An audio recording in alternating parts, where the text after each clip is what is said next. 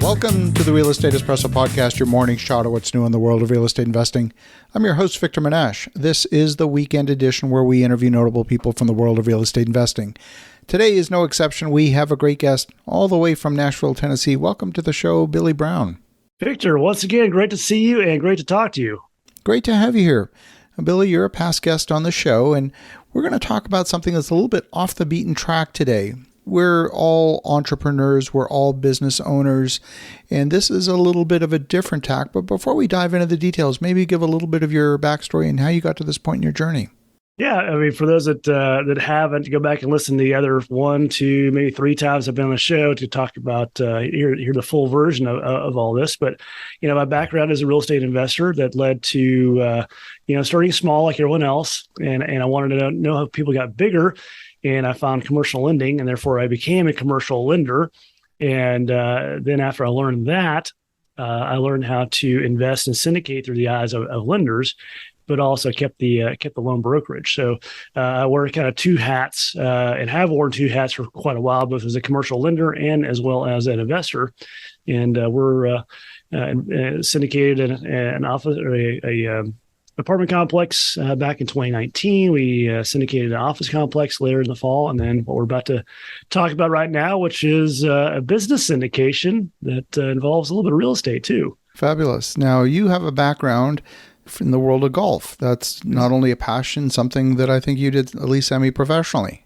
That is correct. Yes, I played in college, played competitively, played a little bit of what they call the mini tours, lost a lot of money, hence the hence now I have the businesses. My going joke is there's a reason why I have my name on 2 businesses and not my golf bag. So it's a fine line between making a profession versus actually just doing it for fun. Absolutely. So you're now, Nashville is a big golf city, and you have created a new business called the Golf Sanctuary. Tell us about that. Yeah. So what it is a thanks to you, thanks to Dave Zook and others giving me permission, which I needed to go create investments in syndications around the things I really wanted to go do. What it is on a business standpoint is a combination of all the things that I wanted to go do, which was, have the access to the capital that I needed, be able to have access to incredible food, which I'm a little bit of a foodie, and then also golf. I want to play more golf and intertwine those two in an environment that's safe for everyone. From the practical standpoint, as far as who we're serving affluent business leaders and their families. And we created a community for them around a game we mostly love called golf. It just happens to be, instead of an outdoor facility, it's indoors with all the amenities you could think of for a private club, obviously minus the pool and tennis courts. But you're accessing it 24/7 and regardless of weather, time, or anything else. Now, this is more than just a batting cage. This is a pretty sophisticated piece of technology. These, we're using TrackMan technology, which is, they've been around 16, 17 years. They're definitely the leaders in this technology. I think there's anything more sophisticated. As an engineer, you will very much appreciate their engineering and their precision in their radars. There's actually 2 radars in these boxes that you got to see in Belize last year. They run about $20K a piece just for the radar. And then you get into the precision netting, the projectors, the specific computers you got to run these things. If you want to put one in your house, you're in it for $50K before you do all your finishings and all that. But they're Ferraris, little orange Ferraris is what I call them. That's amazing. Now, you're at the epicenter of a whole bunch of very high-end, membership-based golf courses that are national in stature. So you kind of located almost at this hub of all of these golf courses. Is that why you chose this location?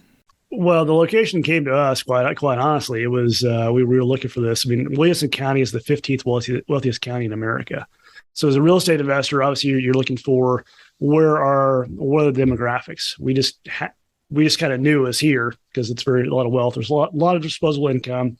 The average disposable income is around $75,000 a year in that. And that's probably low right now. A lot of rich people. We have a lot of migration coming in the Nashville area. Yes.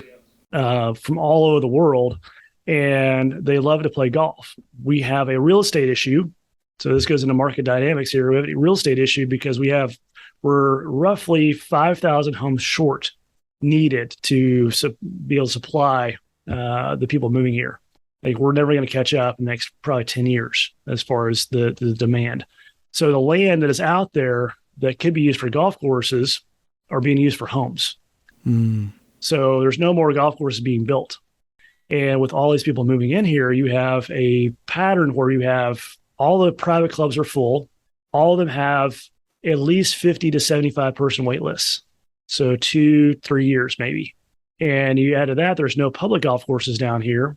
There's 2 and they're full as well. They're not very good. So, when you're a golf addict, what are you going to go do? Beg your buddies to go take you out there or travel 3 hours to go play, or we just happen to have a pretty cool little club. So that's interesting. So you're obeying one of the rules of economics that I beat the drum on regularly, which is obeying the laws of supply and demand. And if you violate those laws, you do that at your peril. Mm-hmm. It's kind of like a law of physics almost. Yeah. So you've got an excess of demand, you've got a shortage of supply, and it looks like those conditions are going to persist and sustain for quite a period of time. Quite a period of time. Again, I'm a C student, but I learned from some of the best. So that one you drilled in me pretty heavily. So at least one person's listening, Victor. So take an action. That's awesome. Now, of course, as a real estate investor, this is not a real estate business per se. This is a service business, and you're relying on gaining memberships organically, the old-fashioned way, one at a time, one check at a time, to get to the point where you are at least cash flow neutral and then cash flow positive and so on. What's that experience been like? Better than I expected. It was slow at first, slow adoption. It's like, what is this thing? It's never been done in the history of indoor clubs. There's no indoor clubs at all. They've tried and failed. We're the only one that we know of that has been successful in this model. All the others turned into a bar. And there's a reason here, and this is what I want people to key in on as far as why I did it this way in catering to the sophisticated people.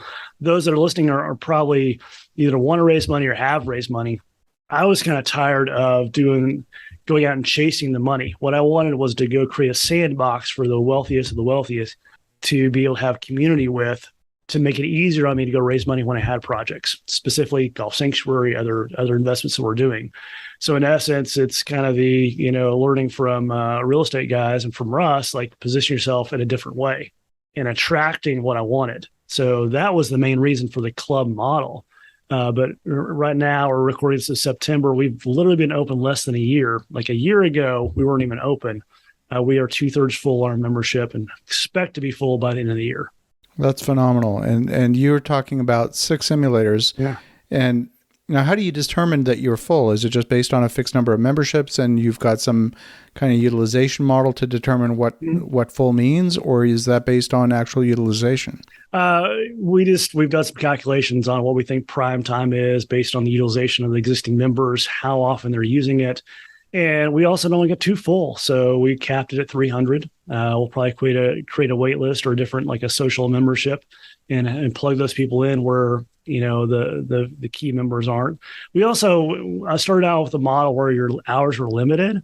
And I found that people were a little more skeptical of joining because that limitation.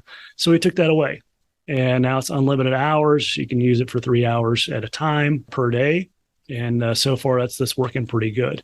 What we've found is in a time where people are working a lot more from home, they don't necessarily want to work from home. And we've set it up where they can actually kind of work and play golf at the same time and do their meetings and have some incredible food. That's very interesting. And of course, at some point, once you are full, you've sold out of memberships, you always have the option of selling perhaps a discounted membership that's limited in hours to fill in the gaps, just like the movie theaters give you a discount on Tuesday evenings and things like that. Yep. The social memberships, we have probably 6 or 7 different ideas on what can go do. We make it to the point going, hey, we don't need it. We don't want to go do it. We're good. We like having that downtime just for us because, we play golf too when we don't want to be too full. Otherwise, we don't get to use it. So we'll see. But right now, there's plenty of opportunity to learn from this and see how people are utilizing it. So within your business plan, what's the makeup of the revenue stream from food and beverage as opposed to memberships?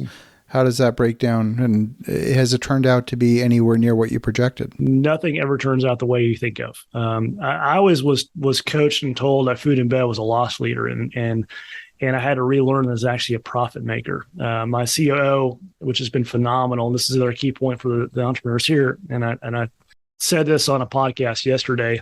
When you hire people that stretch you and make you think differently. And my COO forced me to level up my thinking and what we provided at least tenfold. And because of that, that's who we hired.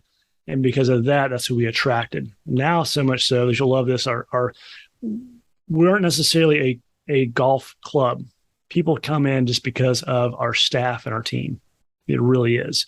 So as far as the income breakdown, upon stabilization, much like an apartment, you'll have the monthly rent. Our monthly membership dues will cover all our overhead. The food and bev profit, the profit from that will be the profitability, and then our events will be the super profit, called, so to speak. So it's pretty cool. We'll come pretty close to that. We're probably 50% of income will come from the recurring revenue, 25% from food and bev, and 25% from events, special events. Yeah. Fascinating. Yeah. Well, Billy, if folks want to connect, if they want to learn more, what's the best way? Yeah, well, it's about real estate investing, real estate lending, golf sanctuary. Just go to billybrown.me. That'll kind of redirect you and be able to contact me however you want to contact. Sometimes it's multiple, or golfers and real estate investors. So I'd love to connect with you there. And there's a contact form, and get on the calendar and go. Fabulous. Well, Billy, I love what you're doing. I've been watching this with fascination over the past couple of years since this concept was just an idea in your mind.